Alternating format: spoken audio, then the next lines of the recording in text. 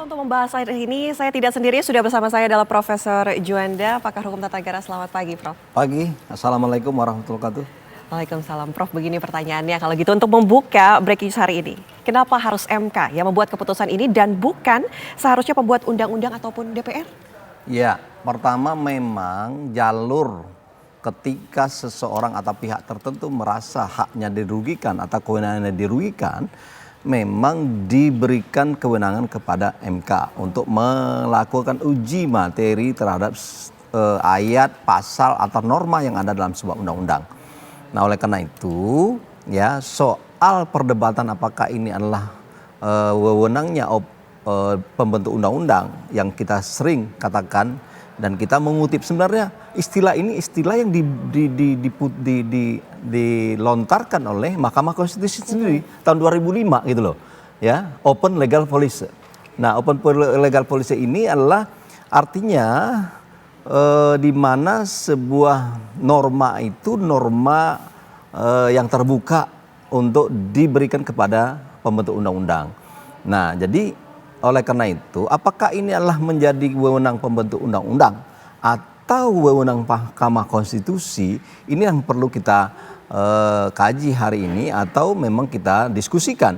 Nah, namun demikian, memang saya mengatakan bahwa kalau ini adalah tidak ada alat uji di dalam konstitusi untuk melihat bahwa apa yang diuji ini adalah melanggar konstitusi, maka ini jelas adalah open legal policy.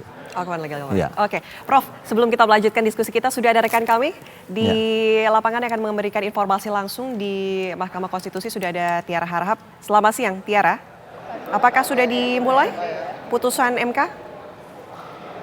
Ya, Ana Teleta dan juga pemirsa, sidang putusan uji materi nomor 7 tahun 2017 hari ini akan digelar ya. Ini adalah hari yang kemudian ini ditunggu-tunggu seperti yang kita ketahui karena juga nantinya akan menentukan langkah sejumlah parpol dalam Pilpres 2024. Anda menanyakan berkaitan dengan persiapan saat ini memang terus disiapkan. Tadi saya sudah mengkonfirmasi apakah kemudian ini sidangnya akan tepat digelar pada pukul 10 waktu Indonesia Barat. Ini nampaknya iya karena sudah mulai banyak begitu ya perwakilan yang kemudian ini datang untuk menyaksikan sidang secara langsung. Salah satunya adalah dari pihak PSI.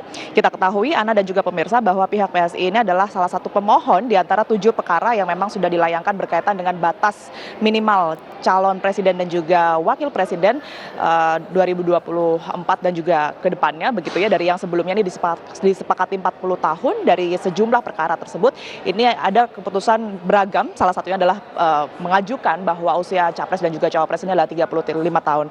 Sudah berada di sebelah saya saat ini Direktur LBH PSI Francine Wijoyo, kemudian juga didampingi Wasekjen DPP Mikhail Gorbachev Dom dan juga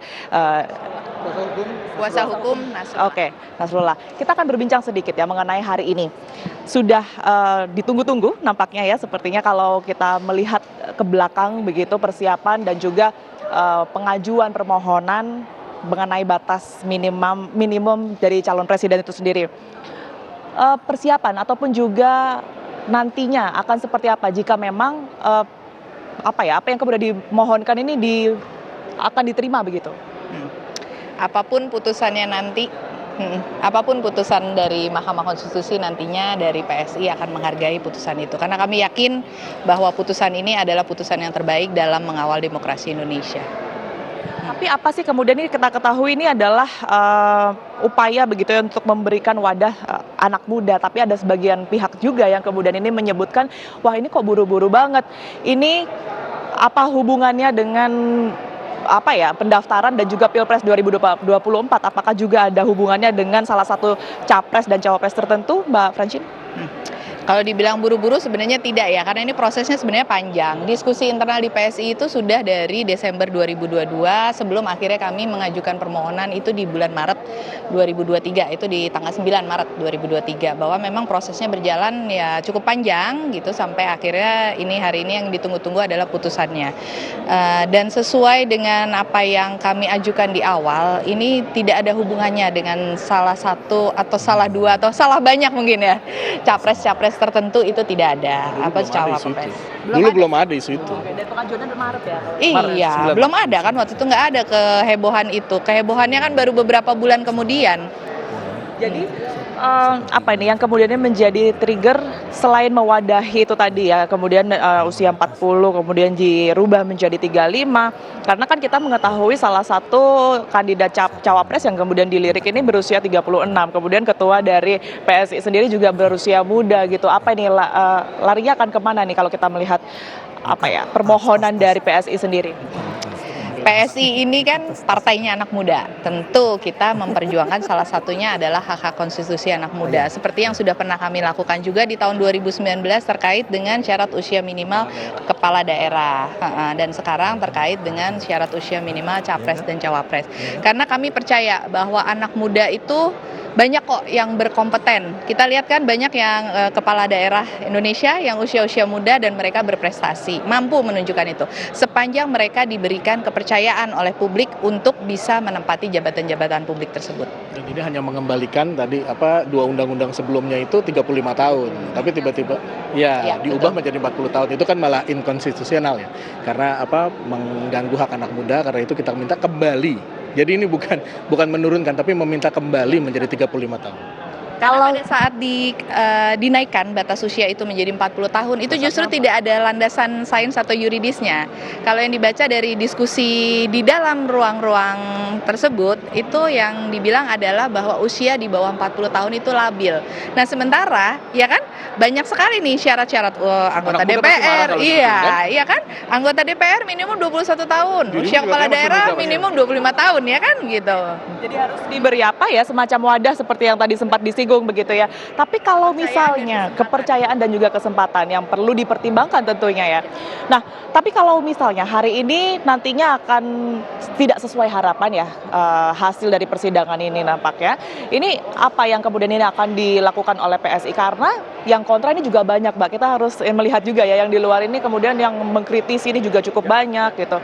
Apa kemudian respon dari PSI, apa yang akan dilakukan kemudian?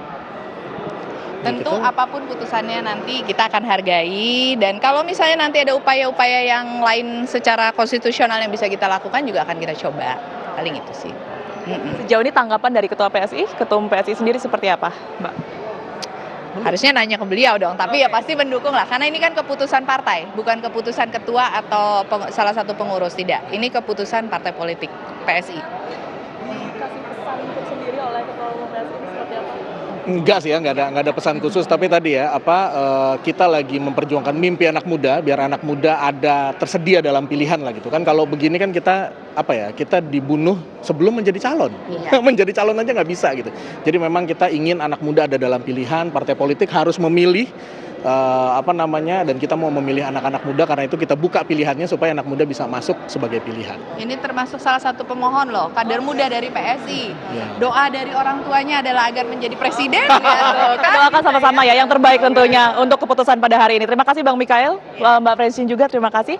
Pak, itu tadi sedikit ya gambaran mengenai apa yang kemudian diharapkan oleh salah satu pemohon berkaitan dengan jalannya persidangan pada hari ini. Sementara demikian kami kembalikan ke Anatelita di studio.